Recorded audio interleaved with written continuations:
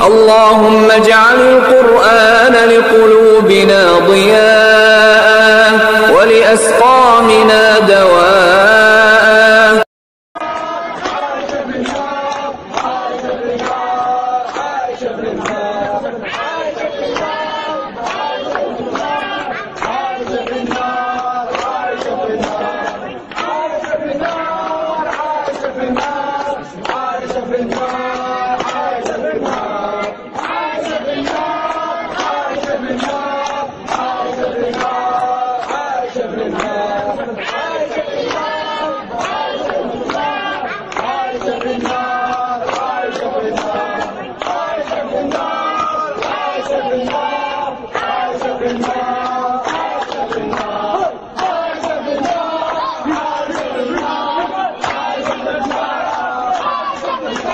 دیکھیے، آج میں کوئی لمبی چوری گفتگو تو نہیں کروں گا چند مصروفیات کی وجہ سے، اور دوسری بات یہ کہ کچھ ایسے موضوعات ہوتے ہیں کہ جن میں دلیل لازمی نہیں ہوا کرتی. مثلا ایک شخص مسلمان ہونے کے باوجود قرآن و حدیث کا بخوبی مطالعہ کرنے کے باوجود، جبکہ وہی اس کے نزدیک دین حنیف بھی ہو، لیکن اس کے باوجود اللہ تبارک و تعالیٰ کے رب ہونے کی دلیل مانگے. جبکہ ایک ننھے سے بچے سے جو بھی زیادہ بولنا تو نہیں جانتا، لیکن اگر آپ اس سے بھی پوچھیں گے کہ آپ کو کس نے پیدا کیا، تو جواب دے گا اللہ نے. آپ کا رب کون ہے؟ جواب دے گا اللہ تبارک و تعالیٰ. کیونکہ اس کی پیدائش کے فوراً بعد اس کے کان میں جس کلمے کا سب سے پہلے پرچار کیا جاتا ہے وہ کلمہ لا الہ الا اللہ، اللہ کے علاوہ کوئی الہ نہیں. وہی ذات ہے جس نے تجھے ماں کے پیٹ سے پیدا کیا. لہذا ایسے موضوعات میں دلیل دینے کی کوئی ضرورت باقی نہیں رہتی، کیونکہ اللہ کی ربوبیت میں شک کرنے والا اگرچہ اپنے آپ کو مومن ہی کیوں کہے، وہ مسلمان بھی نہیں، وہ ابھی دلیل مانگ رہا ہے، ابھی اس بات پر مطمئن نہیں. اور یہی فرق ہے مومن اور کافر میں، کہ کافر اللہ تبارک و تعالیٰ کی ربوبیت کا انکاری ہوا کرتا ہے، جبکہ مومن اللہ کی ربوبیت کا اقرار. لہذا مسلمان ہونے کے بعد ایسے سوالات کرنے والے یا ایسے سوالات میں دلیل طلب کرنے والوں کو اپنے ایمان کی فکر کرنی چاہیے، کیونکہ کوئی بھی شخص مسلمان ہوتا ہی تب ہے جب کہ اللہ کی ربوبیت کا اقرار کرے. ہاں، اگر کوئی غیر مسلم ہے، کافر ہے، تو ایسے موضوعات میں ان کو دلیل دینی چاہیے. کیونکہ وہ ابھی کافر ہیں. دلیل دے کر سمجھانے سے شاید اللہ تبارک و تعالیٰ اسے سمجھنے والا دل عطا کر دے. اسی طرح رسالت کے موضوع پر بھی اگر کوئی مسلمان دلیل طلب کرے جبکہ وہ قرآن و حدیث کا بخوبی مطالعہ کر چکا ہو، لیکن کیونکہ ابھی تک وہ رسالت پر شک کر رہا ہے، اور یہ امت کا ہی متفقہ فیصلہ ہے کہ رسالت کا انکاری کافر ہے. دوسری بات یہ کہ آج کا ہمارا موضوع بھی کچھ ایسا ہی ہے کہ جس میں سیدنا عائشہ رضی اللہ تعالیٰ عنہ کو جہنمی کہا جا رہا ہے. لہذا مسلمانوں کو ایسے موضوع پر دلیل دینا بھی میں ام المومنین سیدہ عائشہ رضی اللہ تعالیٰ عنہ کی توہین سمجھتا ہوں، کیونکہ ام المومنین اسی کی سمجھ میں آتی ہے جو رسول اللہ صلی اللہ علیہ وسلم کا پکا سچا محب ہو، اور جو رسول اللہ صلی اللہ علیہ وسلم اور اہل بیت سے بغض رکھنے والا ہو، وہ سوائے اپنے ذاکروں کی بکواسات کے اور کچھ نہیں سمجھ سکتا.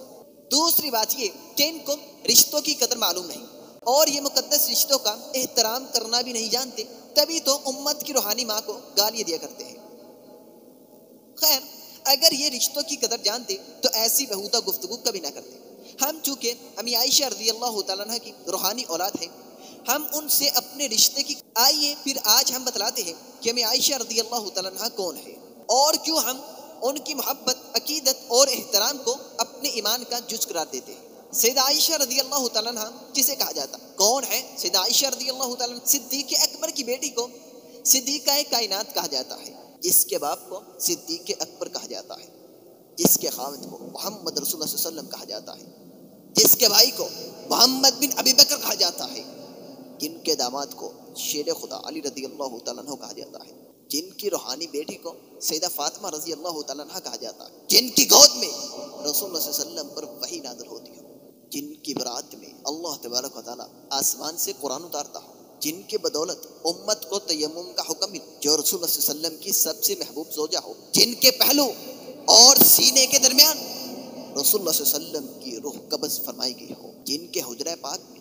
رسول اللہ صلی اللہ علیہ وسلم کی تدفین کی گئی ہو، جن کے لب کے ساتھ رسول اللہ صلی اللہ علیہ وسلم کے لب مبارک ملے ہو، جن کو مسلسل 3 راتیں جبرائیل رسول اللہ صلی اللہ علیہ وسلم کی خواب میں لاتے ہو، اور انہیں دنیا اور آخرت میں رسول اللہ صلی اللہ علیہ وسلم کی بیوی ہونے کی خوشخبری دیتے ہو، جن پر جبرائیل سلام بھیجتا ہو، ان جبریل यक़रा अलैहिस्सलाम, और जो जिब्राइल के सलाम का जवाब देती वअलैहिस्सलाम व रहमतुल्लाह, जो आपके अखलाक से, आपके किरदार से, आपकी आदत से, आपकी सुबह शाम से वाकिफ़ हो, और जिनकी मोहब्बत के बगैर ईमान नामुकम्मल हो, जिनको बाकी औरतों पर ऐसी ही फजीलत हासिल हो जैसे खानों में सरीद को, जिनसे कुंवारी उम्र में रसूलुल्लाह सल्लल्लाहु अलैहि वसल्लम ने निकाह किया हो, जिनका एहतराम अबू बकर सिद्दीक, उमर फारूक, उस्मान गनी, शेर खुदा अली रज़ी अल्लाह तआला अन्हु, अमीर मुआविया, और जो उम्मत की रूहानी माँ, जिन्होंने रसूलुल्लाह सल्लल्लाहु अलैहि वसल्लम की 2210 अहादीस बयान की, और जब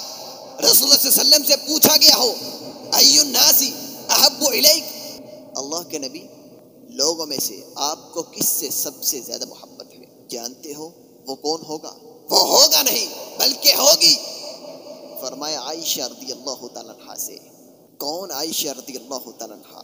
और आओ तुम्हें सैयदा फातिमा रज़ियल्लाहु तआला अन्हा की सैयदा आयशा रज़ियल्लाहु तआला अन्हा से मोहब्बत का आलम बतलाओ। बुखारी मुस्लिम की रवायत है, रसूलुल्लाह सल्लल्लाहु अलैहि वसल्लम की बीवियों ने सैयदा फातिमा रज़ियल्लाहु तआला अन्हा को रसूलुल्लाह सल्लल्लाहु अलैहि वसल्लम के पास भेजा। सैयदा फातिमा रज़ियल्लाहु तआला अन्हा रसूलुल्लाह सल्लल्लाहु अलैहि वसल्लम से इजाज़त तलब करती है।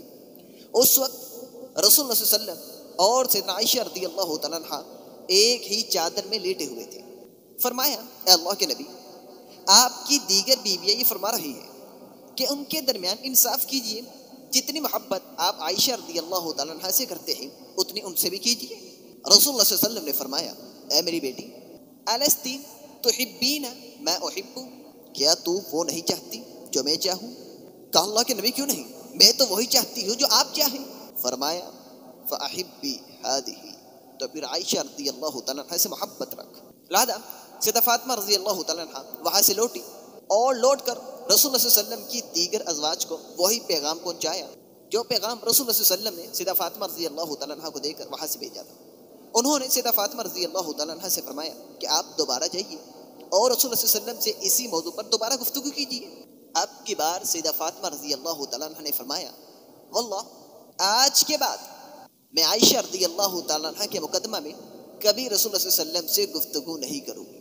खैर, उन्होंने फिर सैयदा ज़ैनब रज़ियल्लाहु तआला अन्हा को भेजा कि आप जाइए और रसूलुल्लाह सल्लल्लाहु अलैहि वसल्लम से इस मौजू पर गुफ्तगू करके आइए। सैयदा ज़ैनब रज़ियल्लाहु तआला अन्हा वहाँ पहुँची, रसूलुल्लाह सल्लल्लाहु अलैहि वसल्लम से इजाज़त तलब की और फरमाया, अल्लाह के नबी, हम इंसाफ चाहती है सैयदा आयशा रज़ियल्लाहु तआला अन्हा के मुकदमे में। रसूलुल्लाह सल्लल्लाहु अलैहि वसल्लम अभी भी उसी हालत में थे कि चादर में सैयदा आयशा रज़ियल्लाहु तआला अन्हा के साथ लेटे हुए थे।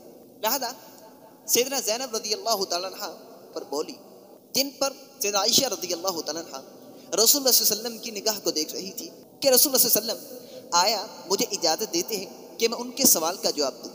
खैर, रसूलुल्लाह सल्लल्लाहु अलैहि वसल्लम के तासुरात से सैयदा आयशा रज़ियल्लाहु तआला अन्हा ने यह बात मालूम कर ली कि अगर मैं उनका जवाब दूँ तो रसूलुल्लाह सल्लल्लाहु अलैहि वसल्लम मुझे बुरा नहीं कहेंगे। लिहाजा थोड़ी ही देर में सैयदा आयशा रज़ियल्लाहु तआला अन्हा ने उनको खामोश करवा दिया। फ़क़ाल रसूलुल्लाह व तबस्सम, रसूलुल्लाह सल्लल्लाहु अलैहि वसल्लम मुस्कुरा दिए और फरमाया, ये अबू बकर की बेटी है, इसे आम मत समझना। जिनको अल्लाह के नबी जन्नती कहे, जिनको जिब्राइल जन्नती कहे, उसको तुम जहन्नमी कहो, ये कैसा इख्तलाफ है। देखिए, जन्नती को जहन्नमी कहना ये ऐसा ही है जैसे मुसलमान को काफिर कहना। और हम सब जानते हैं कि अगर कोई मुसलमान को काफिर कहे तो उन दोनों में से एक काफिर हो जाता है। इसी तरह रजिस्टर्ड जन्नती को जहन्नमी कहने वाला खुद रजिस्टर्ड जहन्नमी हो जाता है। ये तो वो सिद्दीक़ा कायनात थी कि इनकी बारी के दिन लोग रसूलुल्लाह सल्लल्लाहु अलैहि वसल्लम को कसरत से हदिये और तोहफे भेजा करते थे। क्यों? क्योंकि रसूलुल्लाह सल्लल्लाहु अलैहि वसल्लम उस दिन बहुत खुश हुआ करते थे। देखिए, ऐसा बिल्कुल नहीं कि रसूलुल्लाह सल्लल्लाहु अलैहि वसल्लम सिर्फ सैयदा आयशा रज़ियल्लाहु तआला अन्हा से मोहब्बत किया करते थे और नाउज़ु बिल्लाहि मिन ज़ालिक अपनी दीगर अज़वाज में इंसाफ नहीं किया करते थे।